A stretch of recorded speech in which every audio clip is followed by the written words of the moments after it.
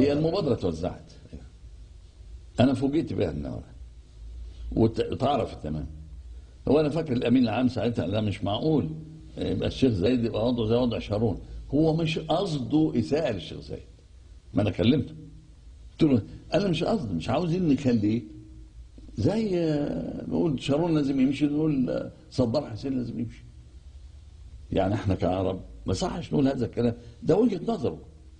لكن هي الفكرة بتاع الشيخ زايد كانت فكرة صائبة، يعني انقذ العراق واهل العراق واستقيل، وممكن في الحال تقعد في اي دولة ويقدروا يستضيفوك، لكن بعد الحرب بقت صعبة.